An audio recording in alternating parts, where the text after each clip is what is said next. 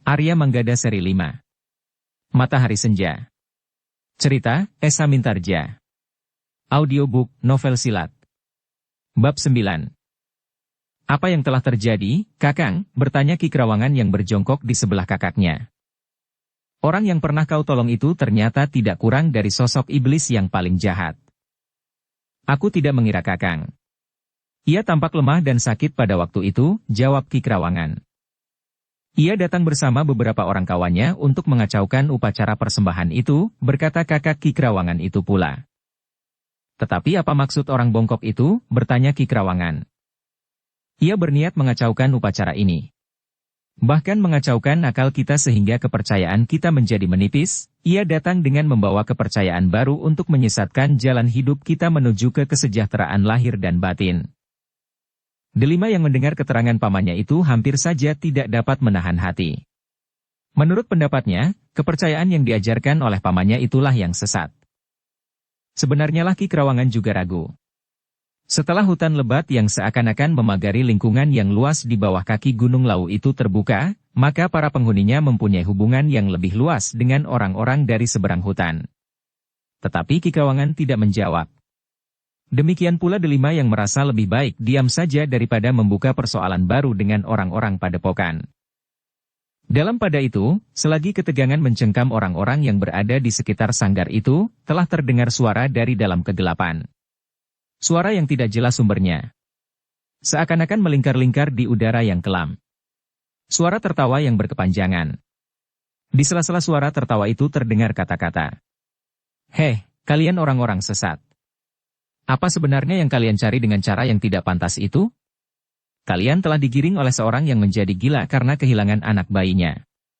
Orang yang gila karena keluarganya yang pecah dan menjadi berkeping-keping.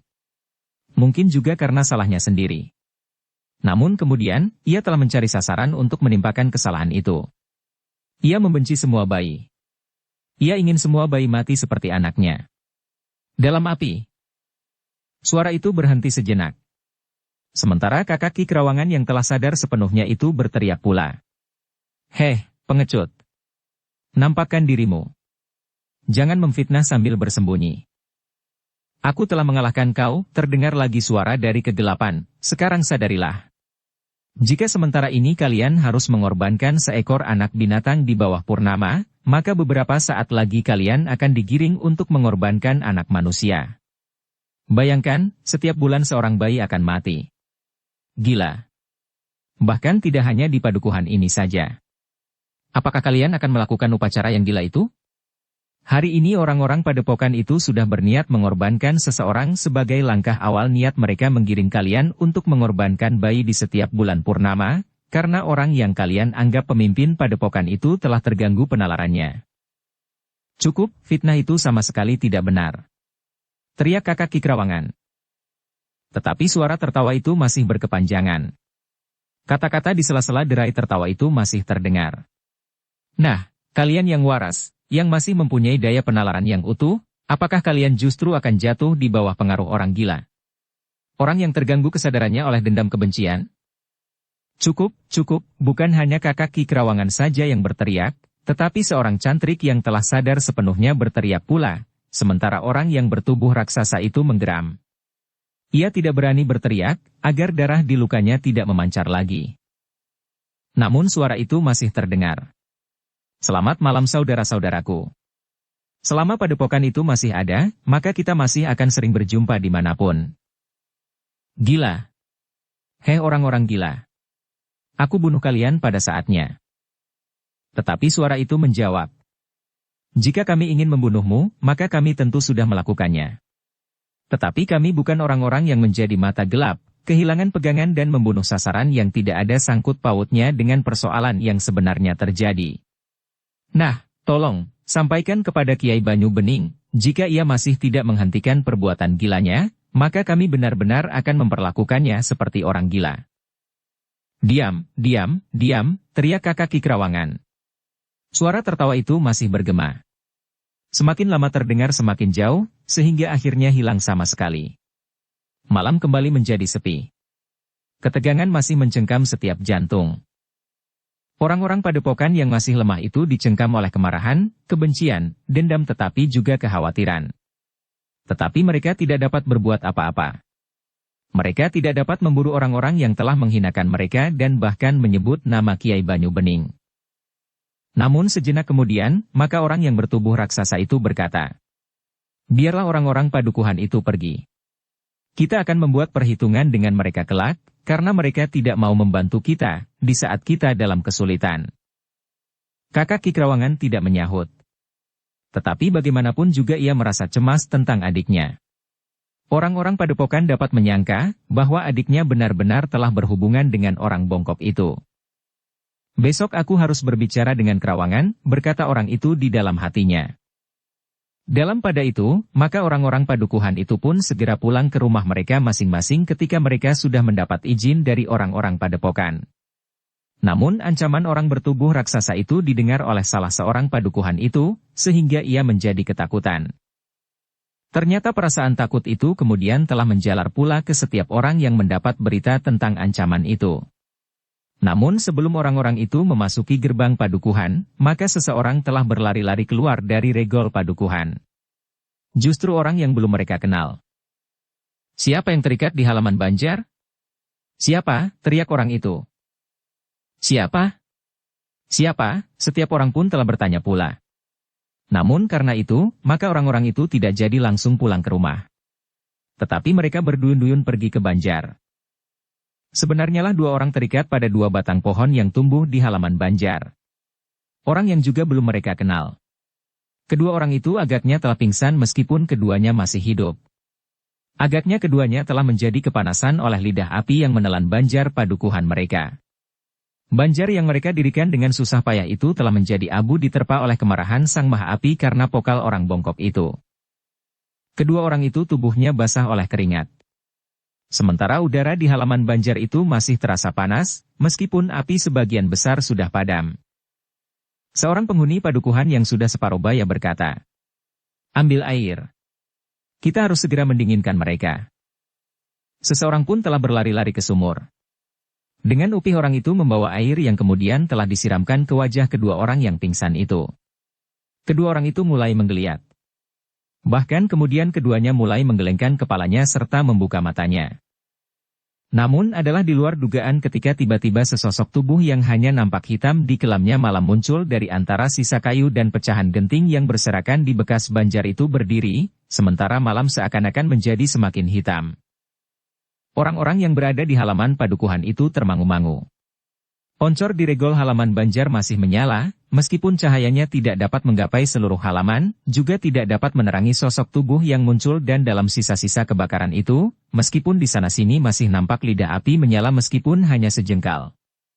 Juga masih ada kayu yang membara dan kerangka bambu yang meledak. Orang-orang yang ada di halaman itu merasa bulu-bulu tengkuk mereka meremang ketika mereka mendengar sosok yang hitam itu tertawa berkepanjangan. "Heh, orang-orang padukuhan yang dungu. Kenapa kalian percaya bahwa Banjar kalian telah ditelan oleh murka Sang Maha Api karena terhina oleh persembahan orang bongkok itu? Kalian mengira bahwa kuasa Sang Maha Api itu mengatasi segala-galanya, sehingga mampu menghukum kalian dengan menelan Banjar itu? Semua itu omong kosong. Lihatlah dua orang yang terikat itu. Merekalah yang telah membakar Banjar kalian atas perintah orang-orang dari Padepokan. Mereka ingin meyakinkan kalian betapa besar kuasa Sang Maha Api, sementara orang-orang itu sendiri tidak percaya akan kuasa Sang Maha Api itu sendiri. Lihat kedua orang itu. Apa yang telah mereka lakukan? Tanyakan kepada mereka, mereka tentu tidak dapat menjawab, karena mereka juga tidak tahu, tidak pernah merasa bersentuhan, apalagi bahwa Sang Maha Api itu menanggal di dalam dirinya. Yang mereka tahu adalah bahwa api itu panas. Sedangkan sinar matahari juga panas dan bersumber dari maha sumbernya di langit. Yang mereka tahu bahwa api itu memancarkan sinar sebagaimana bulan di langit. Halaman itu telah dicengkam oleh ketegangan sementara itu, kedua orang yang terikat itu menggeretakkan gigi mereka. Tetapi mereka tidak dapat berbuat apa-apa karena mereka masih terikat pada batang pepohonan. Dalam pada itu, sosok yang kehitam-hitaman itu masih berkata, "Sekarang kalian berhadapan dengan kenyataan. Tidak ada kuasa Sang Maha Api yang dapat murka karena orang bongkok itu telah menghinanya. Yang terjadi adalah dua orang itulah yang telah membakar Banjar ini. Orang-orang padukuhan itu semuanya telah memandang kedua orang yang terikat itu dengan penuh kebencian. Namun sosok yang hitam itu berkata pula, "Tetapi kalian jangan bertindak apa-apa. Kita justru harus melaporkannya. Jika kalian berbuat sesuatu atas kedua orang itu, maka seisi padepokan itu akan marah dan mendatangi kalian untuk membalas dendam. Karena itu, jangan kecewa bahwa orang yang membakar banjar padukuhanmu aku lepaskan." Keduanya telah melakukan tugas mereka dengan baik, membakar banjar padukuhan. Orang-orang padukuhan itu memang menjadi bimbang. Ia tidak tahu pasti maksud sosok yang tiba-tiba saja muncul dari reruntuhan banjar yang terbakar itu. Namun sosok itu pun kemudian telah melangkah ke arah kedua orang yang terikat itu sambil berkata, "Biarlah keduanya kembali ke padepokannya. Biarlah keduanya melaporkan kepada orang yang menyebut dirinya Banyu Bening tetapi tidak tahu artinya, bahwa orang-orang padukuhan itu sudah tahu, merekalah yang membakar banjar padukuhan. Sama sekali tidak ada hubungannya dengan setandan pisang yang disiapkan untuk persembahan dari orang bongkok itu. Tidak seorang pun yang berbicara di antara orang-orang yang ada di halaman banjar itu. Mereka merasa seakan-akan mereka berada di dalam sanggar. Suasananya justru lebih mencekam ketika bayangan itu melangkah mendekati kedua orang yang terikat di batang pepohonan itu. Sejenak kemudian orang itu mencabut sebuah pisau kecil. Kemudian dengan pisau itu, ia telah memutuskan tali pengikat kedua orang itu.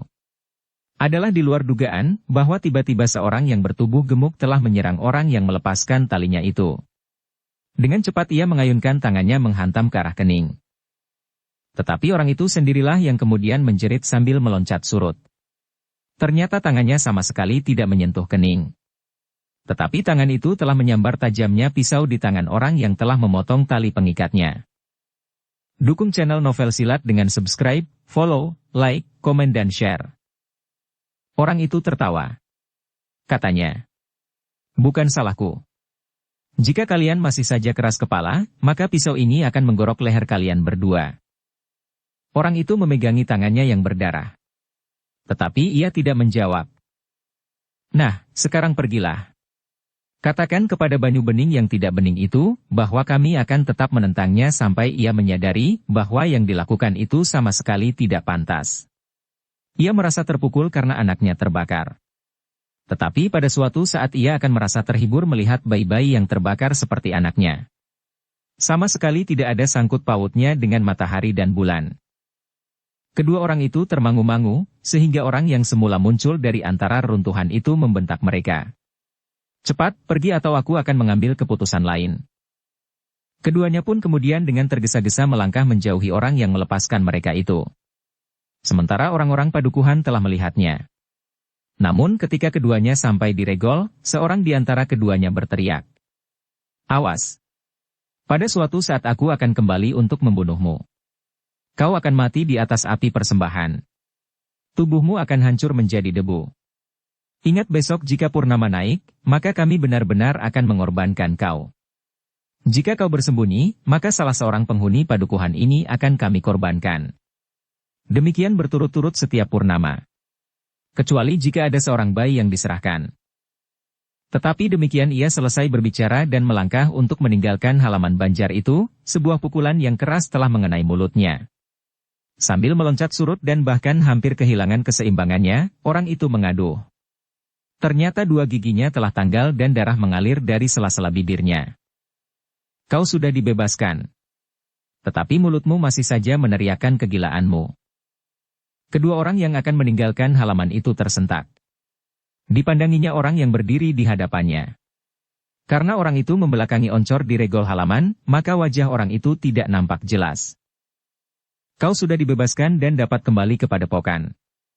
Tetapi suaramu menyengat telinga. Sebenarnya aku ingin membunuhmu sekarang. Tetapi biarlah kau kembali kepada Kiai Banyu Bening untuk memberikan laporan lengkap tentang peristiwa yang terjadi di sini. Juga tentang keberhasilanmu membakar banjar tepat pada waktu yang sudah diperhitungkan oleh kawan-kawanmu." Kedua orang itu tidak menyahut. Ketika mereka berpaling, mereka masih melihat orang yang melepaskannya itu berdiri di sebelah batang pohon itu. Ternyata ada beberapa orang berilmu tinggi yang membayangi kekuatan padepokan mereka. "Nah," berkata orang yang telah memukul mulut salah seorang dari kedua orang itu hingga berdarah. "Sekarang pergilah. Beritahukan kepada Banyu Bening, bahwa kami akan tetap membayanginya sampai ia menyadari, bahwa ia tidak dapat melontarkan dendamnya kepada bayi di seluruh permukaan bumi ini. Kedua orang itu masih berdiri mematung. Namun orang yang telah memukulnya itu berkata lagi, "Pergilah. Kesempatan bagi kalian masih terbuka." Kedua orang itu pun kemudian telah beringsut perlahan-lahan. Namun kemudian keduanya seakan-akan telah meloncat dan berjalan dengan cepat meninggalkan regol banjar padukuhan itu. Dalam pada itu, orang yang telah memutus tali yang mengikat kedua orang yang membakar banjar itu berkata kepada orang-orang yang berada di halaman, "Sekarang, pulanglah. Pesanku, jangan dengan serta-merta menentang orang-orang dari padepokan itu. Tetapi kalian sudah mengetahui bahwa mereka telah berusaha memperbodoh kalian. Orang yang bernama Kiai Banyu Bening itu telah kehilangan anak bayinya yang terbakar. Ia merasa terpukul oleh peristiwa itu. Tetapi kami belum tahu pasti siapakah yang telah bersalah atas kematian bayi itu. Mungkin justru Kiai Banyu Bening sendiri. Dan ia berusaha menimpakan kesalahannya kepada orang lain." Orang-orang yang berada di halaman itu memang telah tersentuh hatinya. Tetapi mereka menyadari bahwa menentang orang-orang padepokan akan berarti hancurnya padukuhan mereka. Demikianlah, maka satu-satu mereka telah keluar dari regol halaman banjar padukuhan yang telah menjadi abu. Di beberapa bagian api masih nampak menyala. Tetapi sudah menjadi semakin kecil. Masih ada pula bara yang merah di antara setumpuk runtuhan. Namun sudah tidak banyak berarti lagi. Sebuah kentungan yang menjadi kebanggaan padukuhan itu, karena besarnya dan bunyinya yang mendengung seperti gema yang menyusuri lembah di antara bukit-bukit, telah ikut menjadi abu pula. Malam itu setiap keluarga telah membicarakan banjar mereka yang terbakar. Satu dua di antara mereka telah membicarakan pula orang-orang yang disebut membakar banjar itu. Siapakah sebenarnya orang bongkok itu, desis Ki Krawangan yang duduk bersama keluarganya. Ternyata kedatangannya di padukuhan ini bukan sekedar kelaparan dan kehausan. Delima mengangguk-angguk. Tetapi ia sama sekali tidak menyahut. Yang kemudian berbicara adalah Nyi Krawangan. Orang bongkok itu agaknya membawa pesan yang lebih berarti bagi para penghuni padukuhan ini. Ki Krawangan mengangguk-angguk. Namun kemudian katanya, "Aku tidak tahu bagaimana sikap Kakang terhadap peristiwa yang baru saja terjadi di Sanggar dan di Banjar. Dua peristiwa yang memang saling berhubungan. Jika benar kedua orang itu membakar banjar, maka segala sesorak orang-orang padepokan itu adalah omong kosong. Apalagi menilik keterangan orang yang tidak dikenal itu. Kiai Banyu Bening, Jabang Bayi, aku telah menyebut namanya, orang yang dibayangi oleh dendam karena kematian bayinya itu, ingin melihat orang lain juga mengalami sebagaimana dialaminya. Jika demikian, ia adalah orang yang perlu dikasihaninya," desis Ki Krawangan. Nyi Krawangan termangu-mangu sejenak. Dipandanginya anak perempuannya. Delima memang menjadi gelisah, tetapi ia tetap berdiam diri. Namun peristiwa yang terjadi di Sanggar itu nampaknya akan menjauhkan orang bongkok dan dua orang cucunya itu dari padukuhannya, karena orang-orang padukuhan ini telah mengenalnya. Delima tidak dapat membayangkan tanggapan orang-orang di padukuhannya terhadap Ki Pandi. Apakah mereka menjadi marah, merasa terhina, atau justru seperti ayah dan ibunya, yang nampaknya mempunyai sikap tersendiri terhadap orang bongkok itu? Dalam pada itu, maka Ki Krawangan pun kemudian berkata, "Sudahlah. Kita akan tidur. Kita akan melihat perkembangan keadaan esok pagi." Tetapi Nyi Krawangan agaknya justru merasa cemas. Karena itu, ia pun bertanya kepada suaminya, "Apakah orang-orang padepokan itu dapat menuduh kita terlibat dalam persoalan ini? Maksudku, apakah orang-orang padepokan menganggap bahwa kita telah menjadi jembatan kehadiran orang bongkok dan kawan-kawannya di padukuhan ini karena orang bongkok itu pernah berada di rumah ini?" Ki Krawangan menarik nafas dalam-dalam. Katanya, "Entahlah Nyi. Tetapi mudah-mudahan tidak. Karena itu, aku berharap besok Kakang datang kemari. Aku ingin berbicara dengan Kakang." Nyi Krawangan pun mengangguk-angguk. Namun ia pun kemudian berkata kepada Delima dan Kenanga, "Sudahlah. Hari telah larut. Sebaiknya kita pergi tidur saja." Ketika kemudian Nyi Krawangan, Delima dan Kenanga sudah berbaring di dalam biliknya, Ki Krawangan masih duduk di ruang tengah. Sebuah mangkuk berisi wedang jahe telah dihirupnya beberapa kali. Bagaimanapun juga Ki Krawangan juga menjadi gelisah. Orang-orang dari padepokan Kiai Banyu Bening itu memang dapat menuduhnya bahwa ia telah berhubungan sebelumnya dengan orang bongkok itu. Kakaknya memang pernah memberitahukannya dan bahkan para cantrik pernah datang pula kepadanya. Baru menjelang dini, Ki Krawangan itu sempat tidur beberapa saat. Ketika fajar menyingsing, Ki Krawangan telah terbangun. Ia minta agar istrinya tidak pergi ke pasar atau kemana-mana. "Ada apa Kakang?" bertanya Nyi Krawangan. "Apapun yang terjadi, kita ada di rumah." Nyi Krawangan mengangguk. Katanya, "Baiklah. Biarlah Delima mencuci di sumur saja nanti." Tetapi ketika kemudian matahari terbit, Delima telah mengumpulkan cuciannya di dalam bakul yang selalu dibawanya mencuci ke sungai. "Delima," berkata ibunya, "kau nanti tidak usah pergi ke sungai. Kau cuci saja pakaian kotor itu di sumur." "Kenapa?" bertanya Delima. "Kau tahu bahwa baru semalam terjadi keributan. Banjar kita masih berasap. Kita tidak tahu apakah orang-orang dari padepokan semalam ada yang menjadi korban. Maksudku, terbunuh. Karena itu, maka sebaiknya kita berkumpul saja di rumah. Mungkin pamanmu akan datang memberikan penjelasan, apakah keluarga kita dianggap terlibat atau tidak." Delima termangu-mangu sejenak. Tetapi rasa-rasanya ia ingin pergi ke sungai, justru karena semalam terjadi keributan. Apakah orang bongkok itu masih datang atau benar-benar menjauhkan dirinya dari padukuhan ini? Karena itu, maka Delima itu pun berkata, "Tetapi mencuci di sungai lebih bersih ibu. Lagi pula aku tidak usah menimba air." Tetapi suasananya tidak menguntungkan Delima. "Sebaiknya kau tetap di rumah. Jika terjadi sesuatu di padukuhan ini karena peristiwa yang terjadi semalam, kita sudah berkumpul di rumah." Delima menjadi kecewa.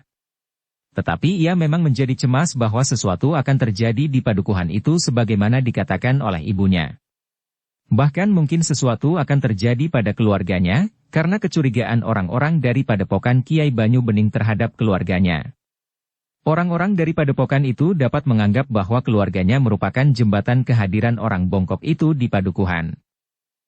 Karena itu, maka Delima pun memutuskan untuk tidak pergi ke sungai hari itu. Ia akan mencuci di sumur.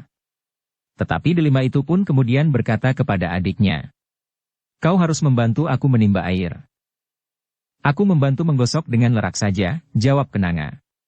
Di dalam bakul yang selalu dibawanya mencuci ke sungai. "Kau tidak boleh malas. Aku sudah mencuci mangkuk." "Sudahlah," ibunya memotong. "Bukankah ayahmu sudah mengisi jambangan sampai penuh? Nanti ayahmu akan mengisinya lagi." "Bukan karena jambangan penuh ibu. Tetapi Kenanga tidak boleh bermalas-malasan saja. Ia menjadi semakin tumbuh dan menjadi besar. Ia tidak boleh selalu bermanja-manja." "Delima, kau kenapa sebenarnya? Bukankah kau tidak pernah berkata demikian?" Delima termangu-mangu sejenak. Namun ia tidak menjawab lagi.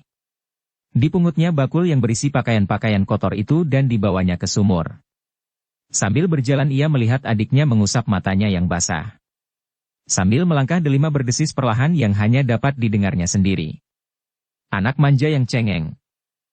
Tetapi ketika ia mulai duduk di atas dingklik kayu setelah merendam pakaian-pakaian yang kotor itu, hatinya menjadi luluh melihat Kenanga melangkah mendekatinya sambil berusaha menghapus air matanya. "Biar aku menimba air Kak," suaranya agak serak. Delima memandang adiknya yang berdiri termangu-mangu. Namun katanya, "Sudahlah Kenanga. Jambangan itu sudah penuh. Ayah sudah mengisinya." Tetapi Kak Delima marah, berkata adiknya. "Tidak.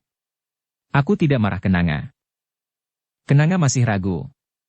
Selangkah ia mendekat, sementara Delima berkata, "Marilah. Bantu aku menggosok dengan lerak." Kenanga pun kemudian berjongkok di sebelah Delima. Dicobanya untuk membantu mencuci pakaian-pakaian yang kotor itu.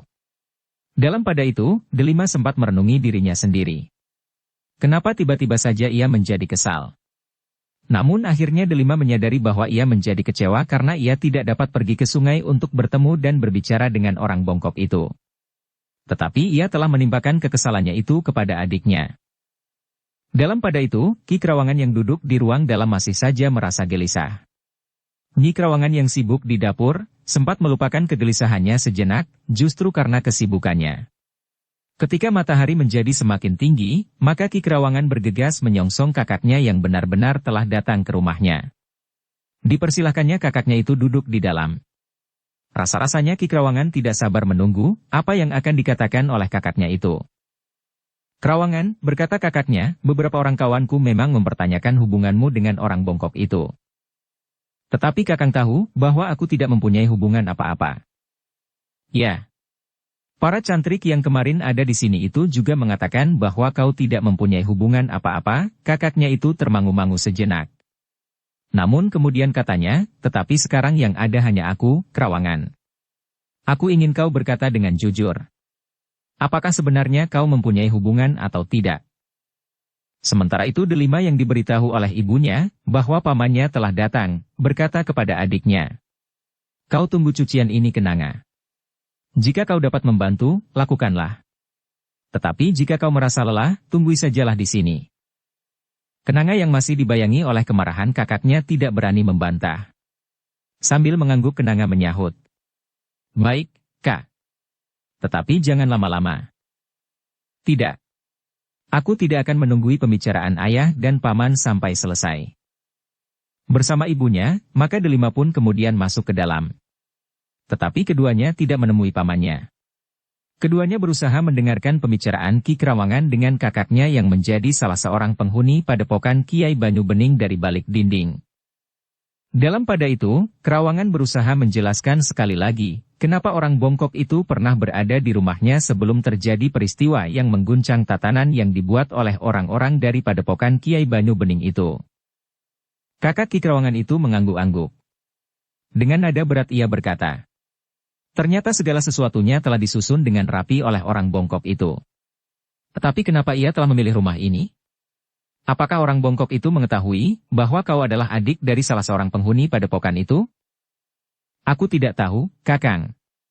Yang aku ketahui, orang bongkok itu ada di depan rumahku. Sementara itu, ia mengaku kelaparan dan kehausan. Kakak Ki Krawangan itu kemudian berdesis. Ternyata kelompok mereka terdiri dari beberapa orang berilmu tinggi. Semalam, 3 orang kawanku terluka cukup berat. Seorang di antaranya jiwanya sangat terancam. Sedangkan yang lain, semuanya terluka dan pingsan. Aku juga tiba-tiba saja tidak ingat apa-apa lagi. Ki Krawangan mengangguk-angguk. Namun ia pun kemudian justru telah bercerita 2 orang yang telah diikat di Banjar. 2 orang yang oleh orang yang tidak dikenal ini dikatakan telah membakar Banjar dengan sengaja untuk memberikan kesan kemurkaan Sang Maha Api. Wajah kakak Ki Krawangan itu menjadi tegang. Sementara kepada kakaknya, Ki Krawangan itu berkata, aku hanya berani mengatakan kepadamu Kakang. Aku tidak berani mengatakan kepada siapapun juga, karena akan dapat menimbulkan salah paham. Bahkan aku tidak berani membicarakannya dengan orang-orang yang juga mendengar langsung keterangan orang yang tiba-tiba saja muncul dari reruntuhan Banjar itu. Mereka akan dapat menghancurkan padepokan Kiai Banyu Bening itu. Ki Krawangan melihat kecemasan di wajah kakaknya. Namun kemudian diberanikan dirinya untuk bertanya. Kakang minta agar aku berkata dengan jujur. Aku pun telah menjawab semua pertanyaan Kakang dengan jujur. Sekarang, apakah aku juga dapat minta Kakang menjawab pertanyaanku dengan jujur dan tidak menimbulkan salah paham? Jika Kakang bersedia menjawab dan tidak akan terjadi hal-hal yang tidak diinginkan, maka aku akan mengajukan beberapa pertanyaan. Tetapi jika Kakang berkeberatan, maka aku pun akan mengurungkannya. Wajah kakak Ki Krawangan itu menjadi tegang. Tetapi ia seakan-akan mempunyai hutang kepada adiknya. Ketika adiknya itu menagihnya, maka sulit baginya untuk mengelak. Apa yang akan kau tanyakan, desis kakaknya. Ki Krawangan menarik nafas dalam-dalam. Kemudian barulah ia bertanya. Apakah yang dikatakan oleh orang yang tiba-tiba saja muncul dari rumputan itu benar? Yang mana yang kau maksudkan, kakak Ki Krawangan memang menjadi agak bingung. Maksudku, aku ingin mendapat jawaban tentang apakah benar bahwa Banjar itu memang sengaja dibakar?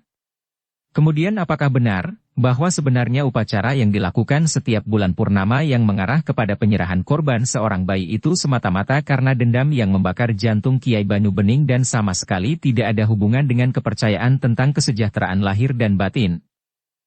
Wajah kakak Ki Krawangan menjadi sangat tegang. Dengan nada berat ia berkata, "Jangan bertanya kepada siapapun tentang kebenaran cerita itu. Jika terdengar orang-orang dari padepokan, maka kau akan dapat dibunuh." "Sudah aku katakan, Kakang, bahwa aku tidak berani berbicara tentang keterangan orang-orang yang tidak dikenal itu dengan siapapun juga. Bahkan dengan orang-orang yang langsung mendengarnya." Kakak Ki Krawangan itu mengangguk-angguk. Namun kemudian katanya, "Krawangan, jika semula aku hanya ingin tahu tentang isi padepokan Kiai Banyu Bening, maka akhirnya aku terjerat di dalamnya. Sulit bagiku dan bagi orang-orang yang sudah terikat dapat melepaskan diri. Kami, orang-orang padepokan Kiai Banyu Bening itu, satu dengan yang lain selalu saling mencurigai, saling mengawasi dan jika perlu saling membunuh di antara kami. Jadi bagaimana menurut pendapat Kakang tentang cerita orang yang tidak dikenal itu?" Kakak Ki Krawangan itu menarik nafas dalam-dalam. Katanya, "Sebagian besar dari yang dikatakannya itu benar, Krawangan. Banjar ini memang sengaja dibakar. Aku sebagai penghuni padukuhan ini sebenarnya merasa berkeberatan. Tetapi aku tidak berani mencegahnya, agar tidak menimbulkan masalah baru. Sedangkan dendam yang menyala di hati Kiai Banyu Bening tentang bayinya yang terbakar itu juga benar. Jika demikian, apa artinya sebuah padepokan dengan para pengikutnya yang besar dan bahkan semakin besar? Mungkin Kiai Banyu Bening mendapat kepuasan kelak, jika korban bayi itu sudah dimulai. Ia akan merasa bahwa ia tidak sendiri kehilangan anak bayinya yang ditelan api. Ia akan tertawa mendengar jerit bayi yang kepanasan dan kemudian membakarnya menjadi abu. Tetapi apa yang didapatkan oleh para pengikutnya, seperti Kakang, misalnya. Atau orang bertubuh raksasa yang terluka itu. Atau yang lain lagi. Bahkan yang hampir mati terbunuh oleh orang-orang yang tidak dikenal itu. Krawangan, isi padepokan itu bukan sekedar orang-orang yang sesorah mengelabuhi banyak orang dengan ceritera Sang Maha Api. Tetapi dipimpin oleh Kiai Banyu Bening sendiri sekelompok orang telah berkeliaran dengan alasan untuk mendapatkan dana bagi perkembangan padepokannya serta menyebarkan kepercayaan untuk mendapatkan kesejahteraan lahir dan batin. Bagaimana cara mereka untuk mendapatkan dana itu? Kau sengaja bertanya untuk memancing agar aku menyebutnya. Baiklah. Kami memang sering melakukan perampokan. Tentu tidak atas nama padepokan Kiai Banyu Bening. Selanjutnya, di kemudian hari, jika kami sudah berhasil mengikat orang-orang yang sudah terlanjur percaya, maka kami akan dapat memeras mereka.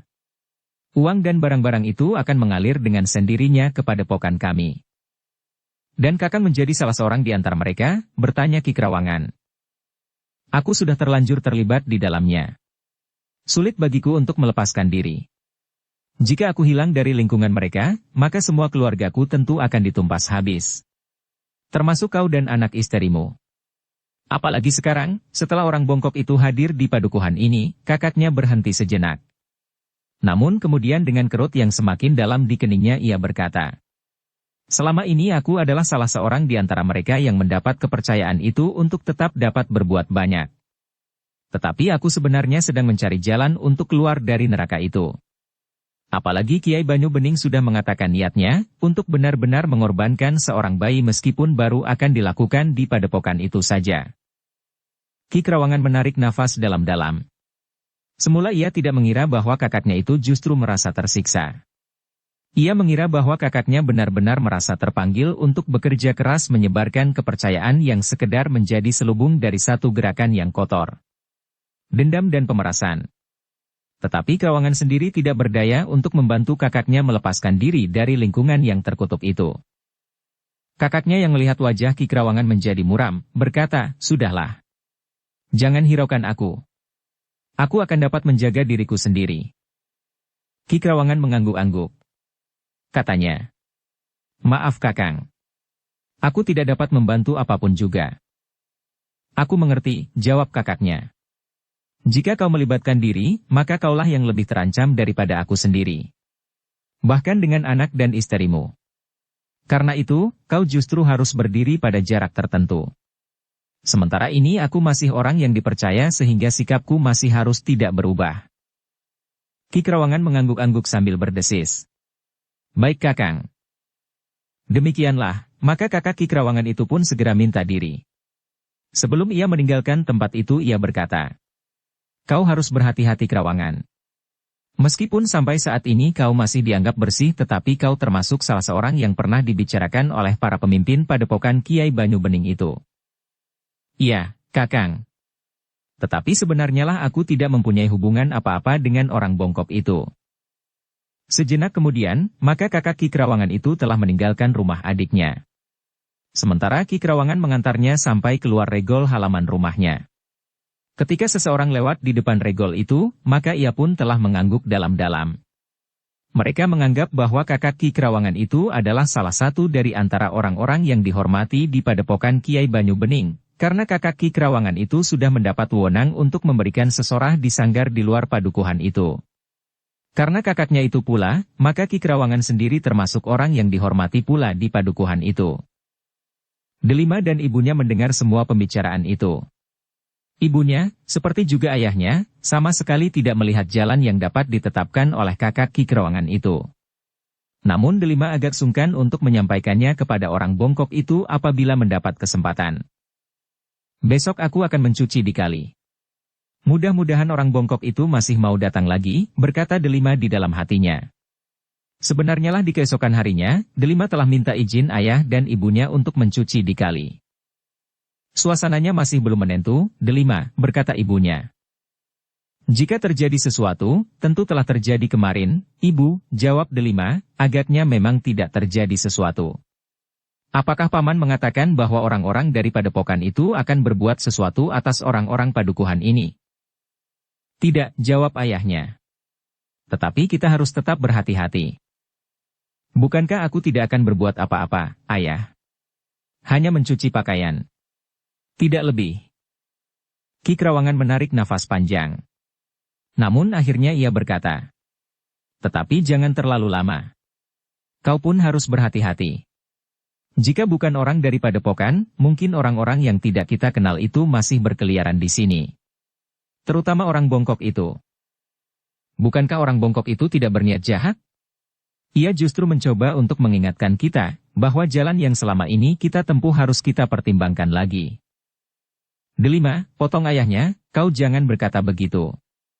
Hati-hatilah dengan setiap kata yang kau lontarkan. Jika lidahmu tergelincir maka kau akan dapat terjerumus ke dalam kesulitan. Delima memandang ayahnya dengan tajamnya. Namun kemudian ia mengangguk kecil sambil menjawab. Ya, ayah. Untuk selanjutnya, kau jangan mengatakan apa saja tentang hubungan kita dengan orang-orang dari padepokan Kiai Banyu Bening. Mereka adalah orang-orang tanpa hati tanpa jantung. Delima mengangguk pula. Katanya. Ya, ayah. Nah, berhati-hatilah. Jangan terlalu lama. Delima pun kemudian membawa bakul berisi pakaian yang kotor itu ke sungai. Seperti biasanya ia pun merendam cuciannya. Satu-satu ia mulai mencuci dengan lerak. Beberapa saat lamanya Delima mencuci. Ternyata memang belum ada orang lain yang keluar dan mencuci pakaiannya di kali sebagaimana dilakukan oleh Delima, sehingga karena itu, maka Delima itu pun berada di tepian itu sendiri. Setiap kali Delima selalu memandang gerumbul-gerumbul di seberang. Orang bongkok dan kedua orang cucunya, atau kadang-kadang sendiri, sering keluar dari gerumbul di seberang. Namun setelah ia menunggu beberapa lama, namun orang bongkok itu belum juga keluar dari dalam gerumbul. Agaknya kakek bongkok itu tidak mau lagi datang, berkata Delima di dalam hatinya. Sebenarnya, ingin menceritakan sikap pamannya yang sangat menarik baginya. Pamannya yang harus berada di tempat yang dibencinya, sehingga karena itu, maka ia merasa selalu tersiksa. Tetapi Delima masih menunggu. Ia masih tetap mencuci meskipun sebenarnya cuciannya sudah bersih. Sekali-sekali Delima meletakkan cuciannya. Bangkit terdiri dan menggeliat karena pinggulnya terasa menjadi pegal. Namun orang bongkok itu tidak juga datang. Akhirnya Delima menjadi kesal. Dimasukkannya cuciannya yang sudah bersih itu ke dalam bakulnya. Dibenahinya pakaiannya, kemudian Delima pun siap untuk meninggalkan tepian. Namun langkah Delima berhenti. Dua orang laki-laki berjalan ke arahnya. Dua orang laki-laki yang agaknya belum dikenalnya. Tetapi ketika kedua orang itu menjadi semakin dekat, maka Delima pun merasa pernah melihat wajah kedua orang itu. Namun Delima tidak menghiraukannya. Ia tidak tahu pasti, apakah ia pernah melihat atau belum. Tetapi ketika ia melangkah sambil menjinjing bakulnya, salah seorang dari kedua orang itu memanggilnya. Enduk. Tunggu. Karena tidak ada orang lain, maka Delima pun merasa bahwa orang itu telah memanggilnya. Karena itu, maka Delima pun telah berhenti. Bersambung ke bab 10. Dukung kami dengan subscribe, follow, like, komen dan share. Terima kasih.